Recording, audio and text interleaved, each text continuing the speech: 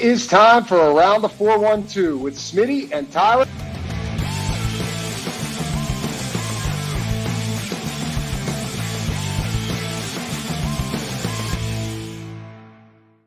Welcome back to another episode of Around the 412. I'm Tyler. With me, as always, is my co-host Smitty.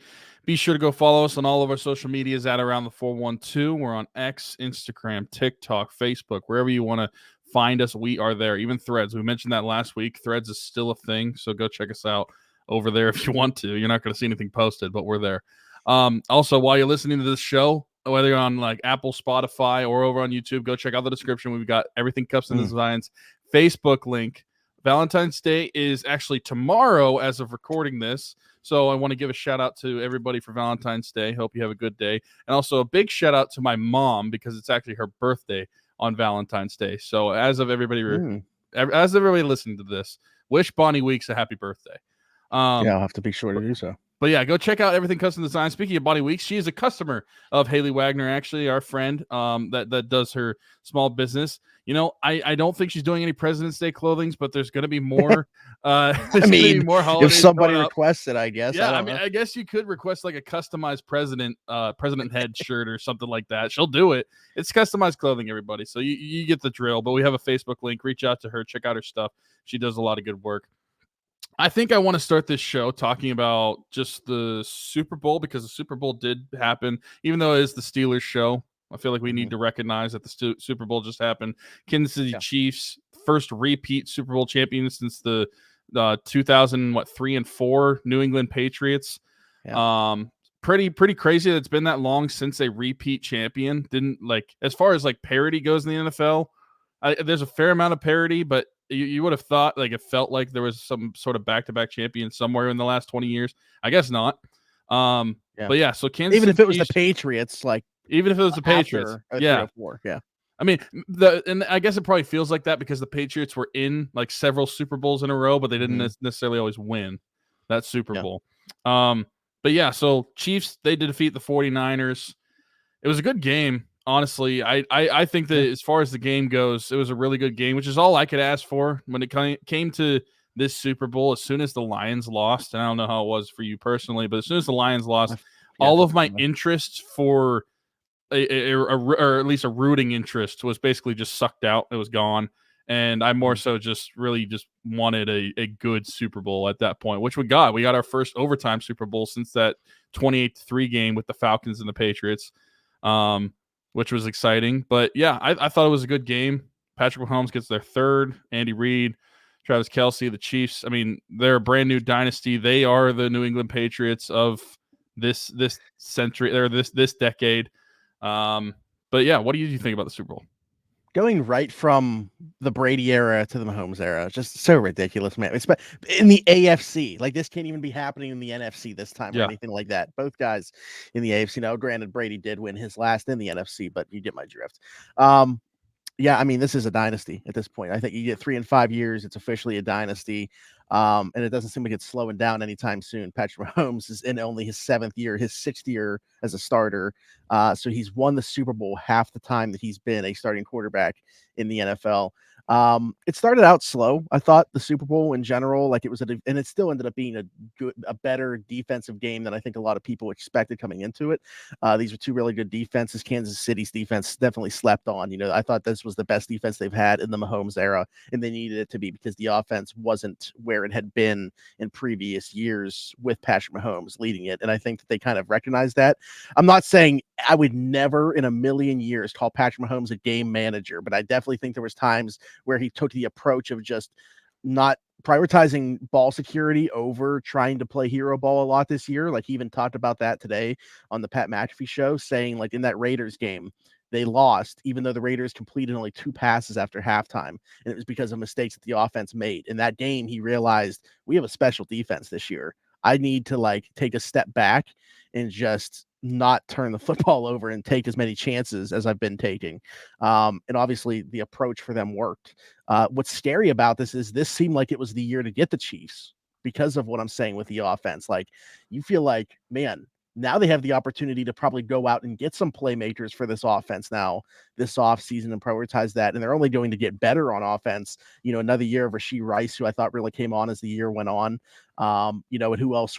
Who knows what else they add to that? Like, they could spend definitely a pick within the first couple of rounds on a wide receiver and add to that room and get another weapon for that offense. So I think that's probably the scariest part about the Chiefs winning this year, was that it seemed like it was wide open this year. There was no way the Chiefs were going to win it, and yet they do it. They go Buffalo on the road, Baltimore on the road, and then beat a 49ers team all 3 games they were the underdog in. So I don't know. No reason to think that they're slowing down. I saw, the betting odds are obviously out early 2024, 2025 Super Bowl. Is that the 49ers at the top? How can you not have there until they're not? I don't know. The only reason I would think that the Chiefs would go down as long as Mahomes is still there is if one of his 2 biggest helpers go away. So if Travis Kelce ever retired, or if Andy Reid ever retired. If one of those health, 2 things obviously, happen, like if or health, hurt, that's like an anomaly. That's completely different. Mm-hmm. Like if Kelce ever retires, or Andy Reid decides to hang him up as well, those are the 2 things that I think could rock the Chiefs enough that they might not be the same team. Because as far as like Mahomes goes himself, like, he's never won a Super Bowl without Andy Reid, so you might get into a situation of what the Patriots kind of got into, is like, well, is it more Brady or is it more Belichick? And so I guess we'll have to wait to find out to see, because I can't imagine that Andy Reid will be there the entire career of Patrick Mahomes. But say that he's not, you'll see what Patrick Mahomes does, is if he's able to carry the team the same way, if the Chiefs are that same team without Andy Reid. But regardless, as of right now, they're going to be here. They're going to be going for the 3-peat next year. No NFL team has ever 3-peated. And I think that's the motivation. Like, and as of right now, I feel like it's not crazy to think that they're going to do it, because you look at the NFL, and you just said it. How are the 49ers the betting odds favorite right now? It's you look at the rest of the AFC. You saw what they did this season with as much adversity they had going on the road to hostile environments in Buffalo and in Baltimore. How are we not expecting a 3-peat? Yeah, and I get, like, there's the attrition aspect of it too, where, like, you could say it's harder to win the following season because you had a long season, but it's not like the NHL or NBA where it's like you have that much of a stretch of where you're playing in the playoffs compared to teams that's regular season ended. You're talking about like a month difference as opposed to like a couple months in some of the other leagues.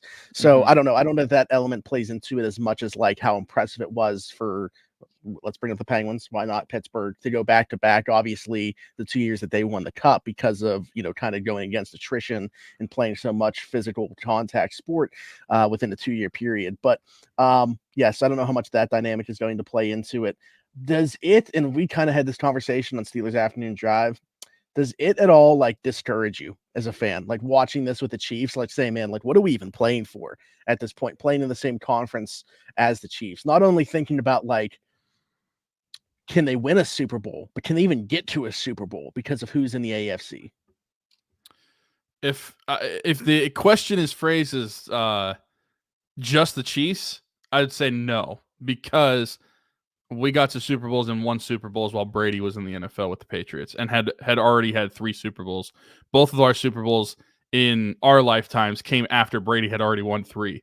So the fact that team had already done that and we still got to Super Bowls, I would say no, like just the Chiefs by themselves. But you look at the AFC as a whole, and it gets really tough. The AFC top to bottom is not as good, or was not as good back then as it is right now, especially the talent at the quarterback play you have on so many of these teams.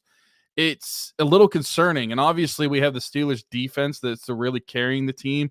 But whenever you're the kind of the outlier in the way that these teams are winning games most of the time, and that especially in the AFC, it's more so on your quarterback play as of right now to be able to carry you in the basically your style of play as a team.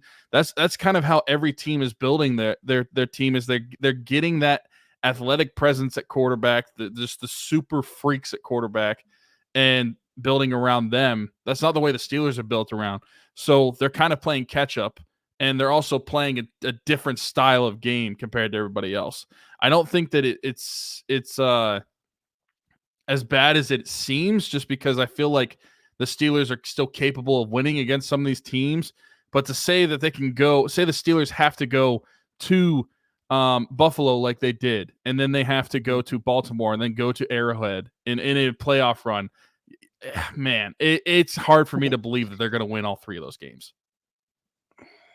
Yeah, I mean, and you're talking about like Joe Burrow coming back healthy next year. Obviously, you got Justin Herbert with Chargers. We'll see how different they look with Harbaugh, but like just the talent at the position. I expect like Trevor Lawrence to bounce back. CJ Stroud's in the AFC now. Look at the rookie he just had. Like, it's not getting easier. Well, Anthony Richardson, we'll see what he's like healthy in Indy, because he looked pretty good up until he got hurt. The question is probably going to be health there with him. There's it ain't getting any easier for the Steelers. That's for sure. So I think that like the interesting thing that we've talked about, like, are they closer? We had this conversation a couple weeks ago, closer being the Chiefs or the 49ers, and which path would it be? You're like finding an alien at quarterback like that is so hard, but like you talked about a unicorn coach as well as with the offensive mind that Shanahan is. So like, I don't know which one's going to be easier for them to find. I don't know which path is better for them to take, but like taking a step even further back from that and looking at the teams that were in the Final Four, I think that's a realistic path to try to become like the Detroit Lions. Like, I think that's probably out of the teams that were in the Final Four, that's probably the closest one that the Steelers are to and can get to. Like, you look at, I love Jared Goff. I think that what he's done in Detroit has been fantastic. But like, I don't know that anybody's thinking that he's one of these elite players at his position in the league. Like, I would consider him somewhere within that 10 to 12 range, probably, with the way that he's played in Detroit. But like, it's so crowded within that. Like, you have like, I feel like a clear cut group of guys that, like, Mahomes is clear in a way number one to me. Then like I have Josh Allen number two, but I know like a lot of people think like Joe Burrow is healthy is number two, but like you can have a conversation about guys below. you can have a conversation about guys below Mahomes. No one's touching Mahomes right now for me. But anyway, what I'm getting at is I feel like Detroit is probably the closest blueprint that is there for where the Steelers can be if they build this thing right. Let's talk about the Steelers now. Let's bring them into the conversation since this is the Steelers show 12 minutes in. They made some transactions that I don't know that we were expecting to happen at least right away. And I think that they're probably doing good by the players, giving them an early jump on free agency and letting them get out there. Mitch Trubisky was released, and that one was expected. I mean, obviously, but like the timing of it, not necessarily, it didn't have to happen right away, the day after the Super Bowl, the way that it did. But Okorafor also released, and Pressley Harvin III released. Okorafor, I thought they could get a day 3 pick for. So, I would have liked to have seen them explore that option, and maybe it wouldn't have happened. Maybe they would have had to have released him anyway. But again, that's where it like comes down to timing for me. Like, they didn't necessarily have to do it right when they did. And then Pressley Harvin, I'm not necessarily surprised by the release, but I definitely thought he could get to camp in a actual competition this year. Like, not like, Braden Mann, okay, like he ended up getting an NFL job somewhere else, but I thought like we would bring in somebody that is clearly the favorite to get the job, and then Pressley Harvin doesn't get out of camp. Like, I thought he would get cut at some point. But to see him released when it was, I thought that was interesting too. So, did any of those three moves surprise you, whether it is even just being cut or the timing of them, any aspect? I think the timing of it did, just because we're talking about the Super Bowl for the first 10 minutes of the show. It was just this past Sunday, and it seems like the Steelers are wasting no time. But that was the more so surprising part. The players themselves, the cuts themselves, not really. Especially when you look at Chuks was not the starting right tackle.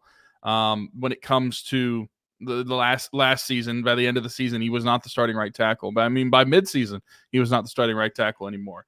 And when you look at him and that he was going to be on the books for close to $10 million next season, he was an easy cap casualty when it comes to getting rid of him. Now, if they could have explored a trade, that would have been obviously better, getting some sort of return for him. But I feel like no matter what, he was not going to be on the team, so it's not that surprising to me. And then as far as like Titty Boy goes, Mitch Trubisky, I don't think that he was going to be back under any circumstances, so that's also not surprising. And I'm trying to think of like, what is Mitch Trubisky's best moment as a Steelers quarterback? Is it that Tampa game where he had to come in and led them to a victory in 2022? I would say, think about it. That's Tom Brady that he beat at home. I think so. I would think that that's probably his best moment as a Steeler, which is sad to think about. But the only other option is, in reality, if you're just looking at wins goes, is the opening game of last season where they won at Cincinnati 23-20. But that was really a defensive win. That wasn't an offensive win. So that Tampa win was definitely probably the highlight of his career as a Steeler. Just a big disappointment from what we hoped we could see with Mitch Trubisky. Honestly, when you look at some of the stuff that he was able to do as a Bear and then realize that he was on the Bears doing it, you would have thought that he could have had a better tenure here as a Steeler. But nonetheless, with the quarterback play that we've had since and he's the worst of the bunch, it's no surprise that they're going to be moving on from him. And I know that the report said that they were mutually parting ways. Even if it wasn't mutual, I mean, there was no way that dude was going to be Did back. Did you see my tweet about it? No. What did you say? I said Dua Lipa and I have mutually agreed to not begin dating. Oh. Yeah. No, that's accurate. The mutual part of it might be the timing. Like, it was going to happen regardless. Yeah. But That's true. Maybe Mitch was like, okay, if this is going to happen, could we do it now? Like, to give me an early jump. Yeah. No, that's true. 100%. And then Pressley Harvin, I don't think it's surprising. Maybe the timing of it, like you mentioned, like not getting to camp or anything like that. Yeah. But I don't think how many times did Tomlin call him out, like literally by name last year? So it's one thing for like the fans to really complain about a punter, but when your head coach is calling you out for not getting the job done, then you know it's a problem. And like I was looking at some punting stats from this past season, and with like a minimum of 25 attempts as a punter, he was the second worst when it came to the average punt distance at 43.8 per punt. And then if you look at his net, he was bottom 5 in the NFL, and they're the same. He was the 4th worst in the NFL when you look at his net punt distance. So from that, when you just look at those two things alone, I don't think that it's that surprising at all. I think that after this guy won the Ray Guy Award, it is the Ray Guy Award, right? The punter award. Yeah. After he won the Ray Guy Award, there was probably a lot of high hopes. I mean, I know there was. I thought that he was going to be a good punter for the Steelers. I just don't think it's panned out. And even though I'm saying that he's bottom 2, bottom 4 in these statistical categories, this was his best season as a Steeler. So if that's not telling of anything, that they need to find a new punter, Ryan Rico from BYU, just saying. I think that it's not surprising whatsoever that he's going to be gone. Who's the kid out of Iowa? He might go like in round 4 or 5, dude, as a punter. Troy, is his name Troy Taylor or something? Taylor Swift. Yeah. I haven't got into my Corey Taylor. Sorry. Troy Taylor is Stanford's head coach. Okay. Yeah, Troy Taylor, the punter out of Iowa, another one of these Australian-born punters that's becoming a lot more common in the NFL, but he is a beast. Yeah. But I don't know if they'll go that route. Probably, I can't assume that they're going to draft another punter. I don't think they're going to want to go that route. However, like, people make that a big thing, but like a majority of the punters in the NFL are drafted, sure, like later on, like Pressley Harvin pick, but people make it seem like it's like that you shouldn't use a draft pick on a punter or kicker ever, when a majority of them have been. So, but anyway, I don't think there's much more. You're not going to use a draft pick on a punter when a lot of the times your 7th round picks don't even make the team out of camp anyway. Yeah, instead you could use a 7th round pick on Chris Oladokun. There you go. 2-time Super Bowl champion Chris Oladokun. He is. Yeah, absolutely. Not much more on that. Eddie Faulkner did have his contract extended. This also happened the same day as these cuts from the Steelers. I mean, obviously, I think that everybody's got to love this move. Like, honestly, the offensive coordinator, like de facto offensive coordinator role that him and Mike Sullivan had to share once Matt Canada was let go, I think it went better than a lot of people could expect. Like, you know, if the offense would have completely bottomed out, even worse than it was under Matt Canada, I don't think the two of us would have been surprised by that, just because it's like, neither of these guys, Mike Sullivan has some play calling experience, but like it didn't go well. So I don't think we would have been surprised if things somehow even got worse for the Steelers offense, but they did get better. Had a couple 30-point games within there. And I thought that they found their footing, obviously enough for them to get into the postseason. And maybe that is just that much of a credit to Mason Rudolph playing within that offensive system. But I would like to think that those guys definitely picked up the ball that was dropped and did a good enough job. And we know how good Eddie Faulkner has been with the running backs. I mean, obviously they spent a first-round pick on Najee Harris. They would think that he was going to produce the way that he did. But I really think what Eddie Faulkner's, when we look back on this, at least for his time being with his tenure so far, I think what we're really going to circle is the emergence of Jaylen Warren. I mean, finding him as an undrafted free agent in the way that he's been brought along, I think that that's the one thing for sure that Eddie Faulkner is going to be able to hang his hat on. And if he ends up, parlaying this and becomes an offensive coordinator somewhere else down the line, that is probably the one thing that people are going to look at first and foremost, is his development of a guy that's become just, a vital part of the Steelers offense when they found him out of nowhere. Yeah, absolutely. I mean, Jaylen Warren, we've said it before, at times looks like the RB1 with the Steelers. It's no surprise that he's going to get a lot of credit for that. I mean, he's undrafted free agent, like you said. I think that another thing too, when you were talking about the offense and how they were performing, what's funny thing is I remember talking about them immediately after they took over. I do think it bottomed out. I think that from what we saw with Canada for the first couple of games, from what we saw was that tandem of Sullivan and Faulkner did get worse.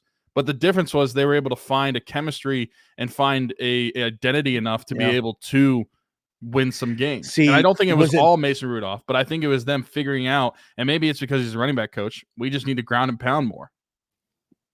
Yeah, I was going to ask you though, like how much of it was on that, man. This is again where it's like interesting to try to place blame, but how much of it was their game plans and how much of it was Mitch Trubisky's play in those? I mean, yeah, that's a fair point. That's a fair point. Yeah. Who we just talked about, because you look at the Arizona game, actually started out pretty well. I know they had 3 points when Kenny got hurt. Maybe they score a touchdown there. If he doesn't, and they're looking at 10 points but before half, but it wasn't like they were scoring a bunch of points. Still only had 16 in that game against Cincinnati in the game where they moved the ball well. But yeah, then it's like, New England didn't go very well. Obviously, Indy didn't go very well. And then Cincinnati, Seattle, Baltimore is hard to even, because of like the way the weather was for that game. I mean, and I don't know. I just felt like it's a tough to gauge because Baltimore didn't play everybody. So who really knows? Buffalo didn't start out great, but like I thought the offense looked pretty good in the second half. I don't know.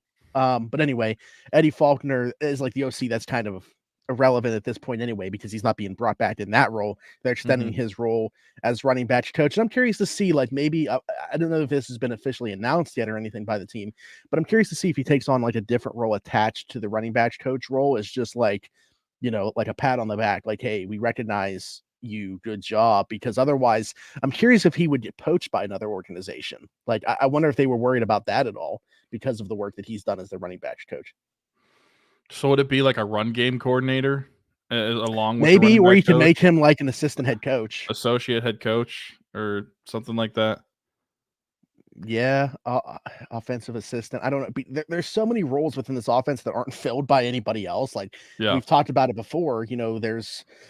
We question the quality of coaches, obviously, but certainly the quantity too. I mean, they consistently have the smallest coaching staff in the league. So I don't know if that's going to be expanded upon, or if it's just going to be different guys in different roles. Yep. Well, yeah, that's a conversation for a different day, but I certainly agree. Let's get into some questions now that we got here from some Steelers fans. This is actually, we ask for questions every week for all three teams. Definitely got the most this week in terms of Steelers stuff. And actually some of it's, tied together pretty well. So let's get into it. John says, what's the trade that lands us Justin Fields? The Steelers Nation really want to waste another year of prime TJ with Kenneth and Tanny. Tanny being Ryan Tannehill, obviously heavily linked to the Pittsburgh Steelers for obvious reasons, obvious ties that are here. The Justin Fields thing I think is very interesting just because he's only got 1 year out of his contract left, although he does have the 5th year options that's already been picked up. So consider it 2 years, if you will. I think any team that is acquiring him would like to know that a contract is already in place upon acquiring him. Like, you're probably getting an extension done.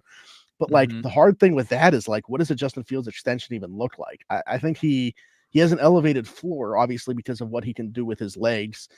And you can make all the excuses in the world for him because of, the offense that he's had to play in there in Chicago. But honestly, like this past year, they go out and get a legit number one wide receiver in DJ Moore. Cole Kmet had his best year as a pro. I think that there were some weapons there. The run game was good. I thought the offensive line played better than I would have expected them to going into the season. And he still didn't take the next step as a passer. Like, I think he is a very frustrating player to watch because, like, the physical tools are obviously all there. The way that he can use his legs, what he does outside of the pocket, and he's got a rocket arm.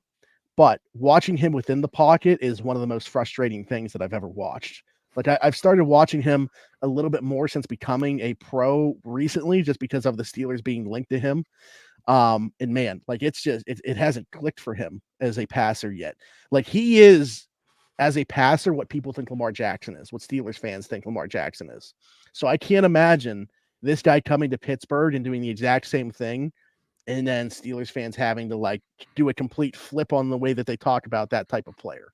Because again, I think that he is, and I don't think Lamar's that type of player, but that's the way Steelers fans have talked about Lamar for so long. I would be intrigued by acquiring Justin Fields. Like, me saying all this, don't get me wrong.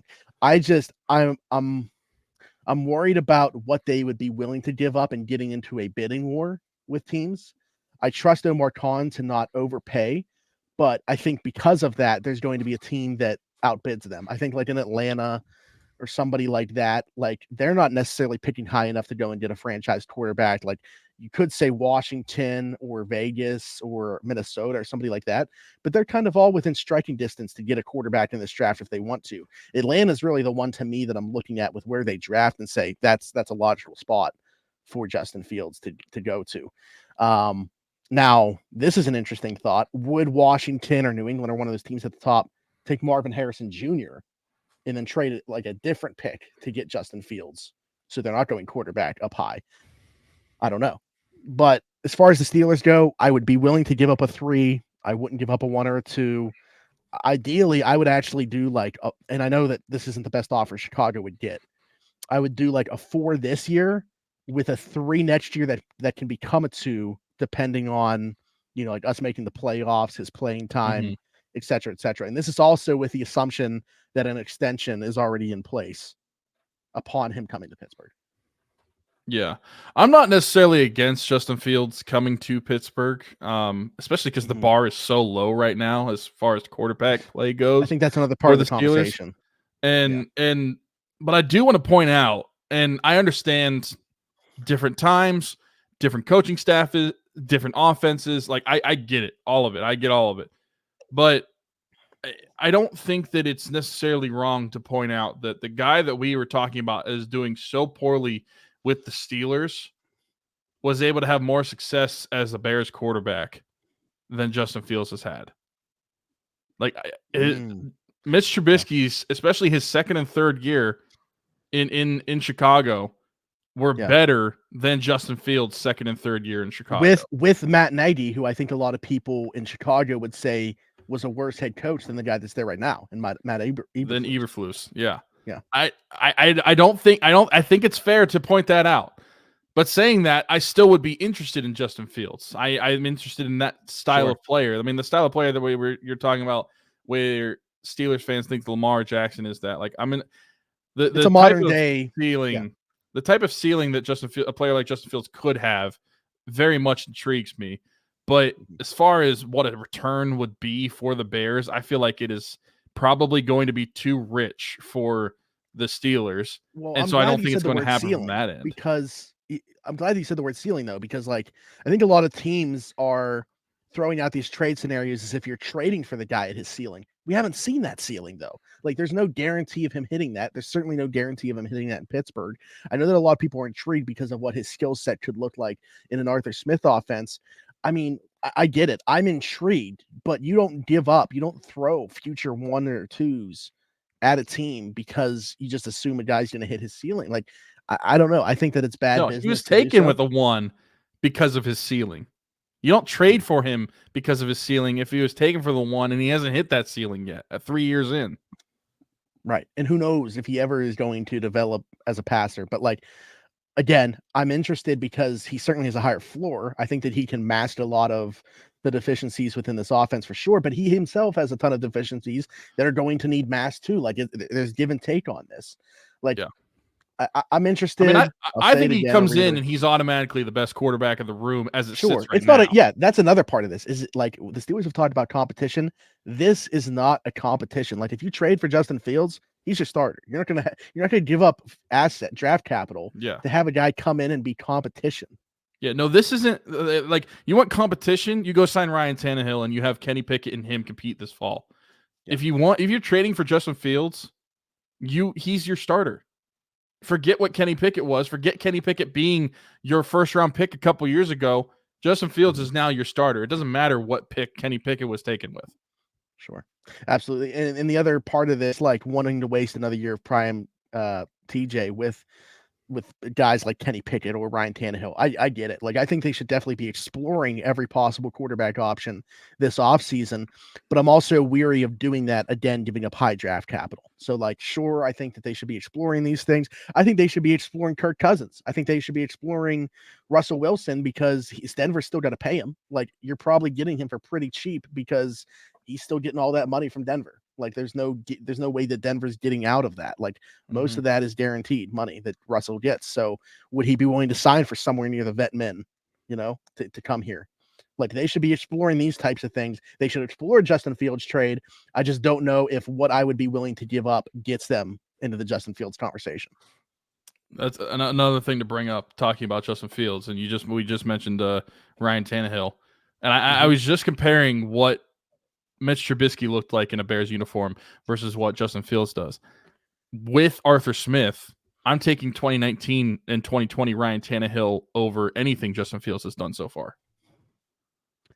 Yeah. I mean, I would agree. I think that I don't know if you're saying this, but like, do you think that Tannehill can get back to that level though? Like, I don't know. I think that we're moved from that, like, because of where he's at physically at this point. I think Tannehill was an underrated athlete at that time too. Like, I don't think a lot of people talked about the way he was able to use it's kind of Brock Purdy like Purdy can scoot. And I don't think a lot of people realize that element of his game. Tannehill was a mobile guy there during those years in Tennessee. Can he still be though? Yeah. I don't know. That's tough. He's gotten older since then. I mean, 2020 was a long time ago. But does Arthur Smith, him having no drop back passing game, and I don't think that that's something that Fields excels in any way, but like pretty much all of it being off the play action and going through the run game, even when you're passing, these short ins, short outs, like, is that something that we really want Justin Fields as part of? Like, I think that he's an okay fit for Arthur Smith. I think a lot of people overemphasize how good of a fit that it is. Yeah. Well, something else I was thinking about during the Super Bowl, man.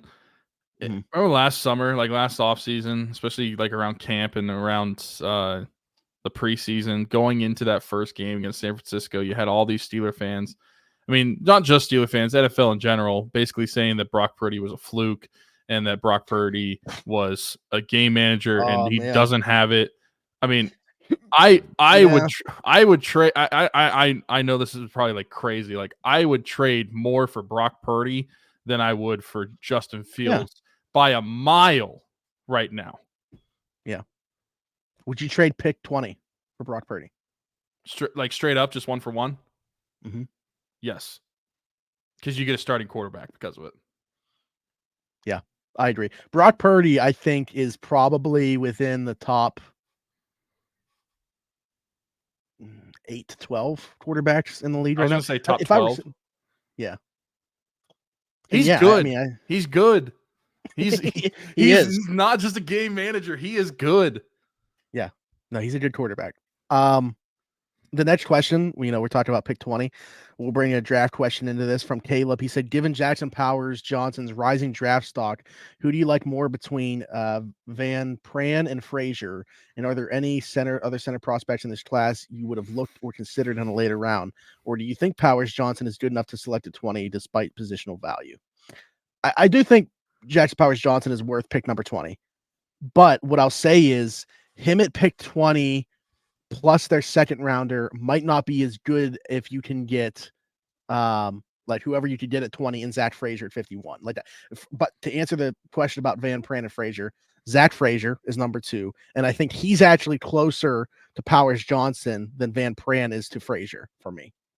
I think there's Frazier would gap. be my number 2 as well. Yeah. And anybody who's paid attention, I am all on the JPJ part 2 to the Steelers. Jackson Powers Johnson's. I want him at 20. I think if this charging cable is taking a center or drafting a center in the first round, get that crap out of here. I have no problem with the draft value, like the positional value in that first round pick. I don't care. And I think that you're seeing this from a guy like Creed Humphrey. Why did Creed Humphrey fall as much as he did? It's because he was a center. He should have been taken well higher than what he was. Look at what he's become in the NFL. Look at what he is in Kansas City. I think that he's definitely one of the best, if not the best center in the NFL right now. I think that you look at what Jackson Powers Johnson is, and our friend Derek Bell has looked at him a lot. He sees no flaws from him. And you look at what the Steelers are going to need, especially in an Arthur Smith offense. You're going to need a really good center. And the Steelers, guess what they don't have right now? A really good center. So that's why, to me, you throw positional value out the window. You take him if he's there. But if he's not there, or if they do go away from it, it's Zach Frazier for me. The West Virginia center, he's super good. And I do think I agree with you that actually the value of the picks might be better depending on who's there at 20. If they don't go Powers Johnson and they do take a corner or maybe even like one of these tackles that could be coming out, the value could be better than Jackson Powers Johnson than whoever they pick at 51. But for me personally, looking at the value of not just the position value for the draft, but the positional value for the Steelers offense and then that Arthur Smith offense, how much center is important in that offense. That's why I think you throw the center position value out the window for pick 20. You just look at your team specifically. Who cares what everybody else thinks? Yeah, you got to be a special center to go in the first round. I think he is a special center. Like, I think that you're talking about very, very different in terms of the way that they're built, but just in terms of the movement skills for the position, I think you're talking about a guy, and I just want to relate it back to the Steelers, that moves like Marquise Pouncey did in space. Obviously, Jackson Powers Johnson, much bigger, and it's more impressive that he moves the way that he does, given his size. Yeah, so I don't have an issue with the positional value. I was just saying, like, Jackson Powers Johnson at 20 plus whoever at 52, I don't know if I'm taking that over, say, a tackle at 20, and then if you can get Zach Frazier at 52. But I don't know that Zach Frazier to be available at 52. Like, honestly, if he went in the back end of the first round, I'm not really questioning it. Some other guys that could be there, you know, Van Pran, I think, is going to go down the board a little bit because of his injury and stuff, not being able to really participate leading up to the draft. But like a guy like Bo Limmer out of Arkansas, I think could go late day 2 or probably early day 3. Drake Nugent out of Michigan is another one, probably goes on day 3 that I don't know that he like is going to start right away. And that's probably the problem for Steelers fans. Like, you know, they need to have a starting center in here next year. But definitely a guy that I could see elevating down the line and be ready to go at some point, you know, later in the year or definitely in year 2. I haven't watched a ton of centers yet. I'm going to watch Bryce Foster out of Texas A&M because he's somebody that intrigues me as well.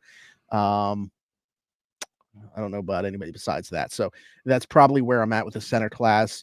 But like with the Steelers, as much as they've been linked to these centers at the top, basically I feel the same way as I did last year about Keanu Benton, about either one of Jackson Powers Johnson or Zach Frazier. Like, I'll be pretty surprised if they don't get one of those two. If I'm making a gut call right now, I'd say if they get a center within their first 2 picks, it's going to be Zach Frazier and not Jackson Powers Johnson. And for some reason, I feel like it is because Jackson Powers Johnson plays at Oregon and Zach Frazier plays at West Virginia. And the Steelers do not. The Steelers rarely pick players across the Mississippi River. That's a good point. But Tomlin definitely had his eyes on him at the. I know. Like, yeah. Mm-hmm. But he was probably like, hey, our scouts didn't even say anything about you during the season. Yeah. I mean, it's true. Like, you go look at the Steelers' past 10 drafts, very few compared to east of the Mississippi to west of the Mississippi. There's very few picks that they travel west for. Yeah, absolutely. Tyler says, who do you think is a likely candidate for the Steelers to look at safety, whether it be a draft or free agency?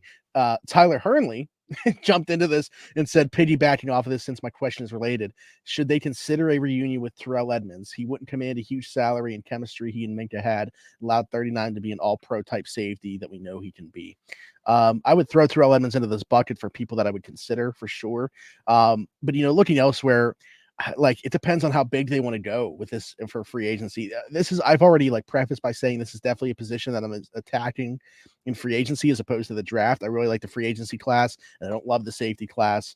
Plus, it allows you to just focus on other areas in the draft, tackle, center, cornerback, those areas. Maybe they go receiver at some point in there. Could definitely take a quarterback, even if it's not high in the middle rounds, developmental guy. I'll throw Chauncey Gardner-Johnson out there, who just signed a 1-year deal in Detroit. Could definitely sign another 1-year deal. Would be his third straight 1-year deal if he does do that. He's played both safety spots, can play nickel, so he would offer some value to them in the slot as well. What about a hometown reunion? Jordan Whitehead met with the Steelers before he signed the deal with the Jets. It was just a 2-year deal, so he's going to be hitting free agency again. I don't see them going big game hunting, but Kyle Duggar would be my ideal guy. I just think that he's going to command more than they're willing to spend at the position, which I totally get. I'm not saying to shell out a bunch of money to a strong safety or anything like that, but Kyle Duggar could just do so many things that this defense doesn't have right now. I'd be interested in Jeremy Chin, who, could be a bounce back candidate. He constantly was going the wrong direction in Carolina, had a really good rookie year, and that was probably his best year in Carolina. So curious to see what he can command on the open market. I thought I had one other guy circled here as somebody that would be interested in. Jaron Kearse, massive 6'4" safety, plays a lot like a linebacker, and they're constantly looking for those safeties that can play in the box. I think he would definitely make sense. Again, I would throw Terrell Edmunds into that bucket. I don't know. You got any names, or did I just take basically all of them within that? I mean, you basically named all of the realistic free agent options. I'll just say my go-to. My pick, the one name that you said that would be my pick is Kyle Duggar, but that's not going to happen. So my pick would be the hometown pick with Jordan Whitehead. I think a reunion would not only be fun for the hometown crowd, but I think it would be a nice pairing with him and Minka back there. They have a thing on Spot Track here for market value, and they try to calculate their contract. And Brad Spielberger at PFF has honestly been more on the money than they have with these. But theirs for Kyle Duggar, $16.5 million per year, 4 years, $66 million, which would make him the fourth highest paid at the position. Can't see the Steelers doing that with what they're paying Minka on the opposite side. So yeah, I don't think that they're going to touch that one. The one that I actually didn't bring up that I am interested in, just because I can't see this I guess because of his age, maybe 33 years old, Micah Hyde made $9 million last year. They have his projected contract at 1 year is $3.7 million. That's doable. Yeah, for sure. And his teammate Taylor Rapp, who just signed a 1-year deal there as well, is a free agent again. He had to play a lot of ball this year for them, even though he was originally supposed to be just their third safety. Micah Hyde, Jordan Poyer, they were dealing with some injuries this year, so Taylor Rapp played quite a bit. Yeah, we pretty much named everybody. Buda Baker has a club option this year, so he's on this list, but won't be on this list, although does he to be traded. That's possible with the way that things went down last year, too, when it looked like he was going to be. Ricky said, do you see the Steelers trading for Fields? What would you give up for him? Kind of touched on this already, but I guess we didn't say, I don't know if we fully said what we would do. It's circumstantial. And I think that everything is right. But there's a very clear threshold of what I'd be willing to pay. And I just think a team like Atlanta is going to give up more to do it. Listen, if they'll trade him for a single 3rd round pick, yeah, go ahead, do it. But, if we're talking about the projected trade, I just mentioned Brad Spielberger for PFF. He put out a projected trade, which was our 2nd this year and then a 5th next year. Man, I have a tough time giving up a 2nd round pick with everything else that the Steelers need this year to go and get an unproven commodity in Justin Fields. Yeah, I don't think any 2nd or higher is realistic for the Steelers. I don't think it should be. I don't think that it's realistic for the Steelers just because of what you had just said as well. Like, I think they'll be outbid by somebody. If the two of us, we can kind of agree. Like, I think that I would go no higher than a 3rd round pick. And if that's the case, not that the Steelers are necessarily going to feel the same way, but I know that there are teams that will give up more than just a 3rd round pick, or even go like higher to a 2nd round pick, because they're desperate at the position and they have more to give. And I can't see it. So for me personally, would I do it? Yes, but there's an asterisk on it because I don't know what the trade's going to be. If the trade fits the bill of like what I want to give it back in return, then sure, I would try it out. But I don't think that it's going to get there. So I'm going to say no, that the trade is not going to happen, because I don't think that the Steelers are going to be able to offer, not necessarily just get beat out by another team, but I don't even think that they're going to offer something that Chicago would be interested in. Yeah. Ross said, who was the better quarterback for us? Mitch Trubisky, Duck Hodges, Landry Jones, Dennis Dixon. This is actually pretty easy for me. I think Landry Jones got too much hate here, to be quite honest with you. I think it was because he's playing behind Ben. Yeah. When I think of Landry Jones, NFL backup, like, when I think of Landry Jones, I think of that one game against, was it Kansas City, the Martavis touchdown? Yeah. Yes. Mm-hmm. Yeah. That's like the game my mind always goes to whenever I think of like that era of Steelers football with basically with those players. Like when or you talk about the Cardinals one, because there was one against the Cardinals that was a long touchdown too. I think it's probably the Cardinals one. Okay.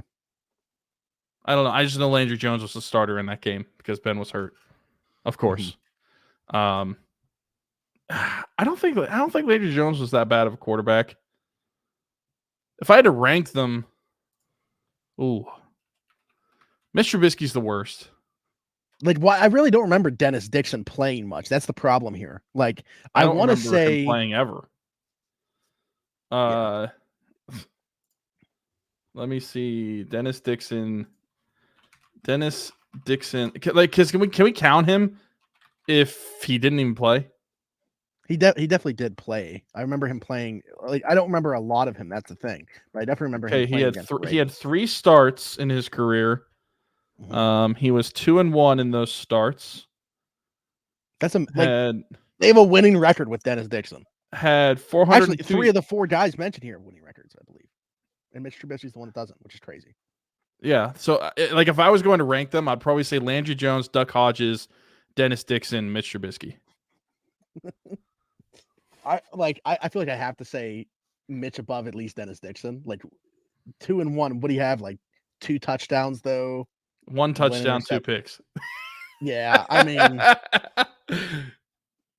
yeah. So I'll say Landry. I mean, I might put Mitch above Duck too. Like Duck was more fun. He also had a rushing touchdown. Okay. I'm gonna say Landry, Mitch, Duck, Dennis Dixon.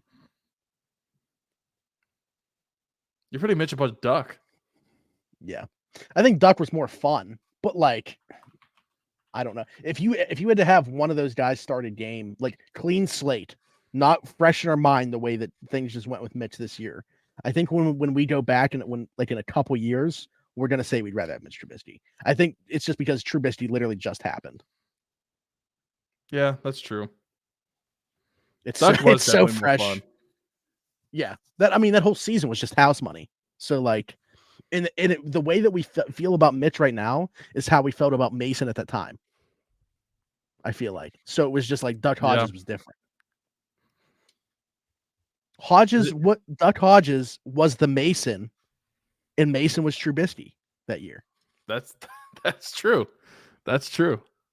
So we're just reversing course now. So if we include Mason Rudolph into this group, is he at the top, or is he behind Landry? Yeah.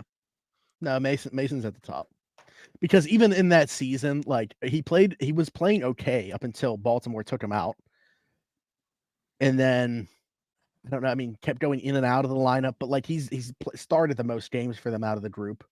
Yeah. If they had to play one game tomorrow, and you're including him in that group, I'm playing Mason Rudolph, and that isn't just because of just watching. Okay, yeah, I'm gonna add one more quarterback. Nate, you get to play all of them tomorrow. everybody you just named, and add Kenny Pickett into that group. Who are you picking? Still Mason. That's bad.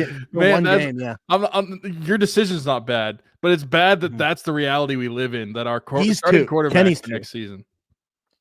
Yeah. Kenny's 2 because he is crap. I like it. That's it for the questions. Man, don't know if you have anything else. I'll actually bring up one last thing because I saw it on Twitter. I saw some people discussing it. I don't know who tweeted it. And I think the answer is clearly easy, but I figured I'd ask it to you, and I'll ask everybody who's listening to this. Let us know if you want to. Would you rather the Kansas City Chiefs three-peat or have the Bengals or Ravens win the Super Bowl? Kansas City. Yeah, I think it's easy to watch that three-peat. I'll be honest. I don't, at least yet. Maybe it happens next season. I don't hate KC in the way that I hated New England during those years. I love change. Like, what do you think the difference is? They're more likable. Andy Reid's more likable. So. Yeah. I think Andy Reid's 100% more likable than Bill Belichick. Yeah. I don't necessarily think that. A lot of people are starting to find Travis Kelce unlikable, but yeah, am I crazy for saying that I don't think that Patrick Mahomes is necessarily that much more likable than Tom Brady was? Like, what about Tom Brady was unlikable besides he won? Yeah, I don't know. I mean, I'm somebody that had a Tom Brady jersey. So, like, as a whole, I didn't like the Patriots, but it wasn't necessarily Tom. I actually disliked Belichick more than Tom, and I don't know why it was. And I like Tom way more when he left the Patriots. Oh, yeah. Yes. Like, I had no issue with Tom Brady when he left the Patriots. I so I think it's just more likable. And I honestly think it's not really necessarily the quarterback is more likable. I think it's mostly the head coach. At least for me personally, I think it's 100% like Andy Reid's way more likable than Belichick. But at a certain point, if they three-peat, then they have to be the Patriots, right? Listen, I'm not trying to take away from the Patriots here because, like, I'm not one of those people. But like, there was a lot more of those. Like, there's never been questions about the Chiefs. People will throw around like the refs favoring them or whatever, but it's not like Spygate, Deflategate, those types of things. People are just saying the refs are favoring them in games. Yeah, no, I get that completely. But if they would say they do three-peat, right, at that point. Is it just like everybody against them? Like you would like probably. I feel like 6. I feel like if it gets to the point where if they three-peat next year, and I would rather them three-peat over any AFC North team winning the Super Bowl. But if they had 3 in a row and they were going for what do you call it, a 4-peat or a quad-peat? I don't know. I guess we have to ask like the Islanders. There's not a name. We'll call it the Mahomes or the Chiefs. The Mahomes. At that point, I would root for the Baltimore Ravens over Kansas City if they were going for their 4th in a row. That's tough. I don't know. I hope we don't get to that point. No. But not Steelers related, but it was under the post. Somebody said to talk about Pitt basketball because they were playing Virginia very well. Well, as we're sitting here right now, Pitt beat Virginia at Virginia, number 21 ranked Virginia by 11. So huge win for Pitt. They just seem to be getting better as the season goes on. Definitely making a march here towards March, and hopefully they can find themselves in the tournament. But we don't talk about college sports on here a lot. Tyler will sometimes let his BYU fandom leak over. But he's a fan of BYU and Pitt. I root for Pitt and Ohio State, but wouldn't necessarily consider myself like a huge fan of either. Certainly not to the extent that Tyler is a BYU fan. Yeah. Andy Reid, BYU, by the way, and also practice squad. That's why. Tight end. That's why. Practice squad tight end Matt Bushman, 2-time Super Bowl champion. Matt Bushman. Wow, there you go. Him and Chris catching passes from Chris Oladokin on that practice squad. 100%. That does it for us. This has been the Around the 412 Steelers Show. Check out the description, the link to everything custom designs. If you're watching on YouTube, here it is, Around the 412. Hey, you wore it. Designs, Haley Wagner. If you're listening, just picture me standing up and wearing a gray Around the 412 shirt that Haley Wagner at Everything Custom Designs made for us. You can get this exact same shirt if you message her and ask for it, but she does custom t-shirts, hoodies, a bunch of different other stuff, just not hats. So you can get on her about that when you message her as well. Like, subscribe, hit that notification bell here. Be sure to follow us at Around the 412 on all social media platforms. Leave us a 5-star review if you aren't on YouTube and you're listening, Apple, Spotify, wherever you get your podcast from. For Smitty, for Tyler, this has been the Around the 412 Steelers show. We'll see you next week. Bye-bye.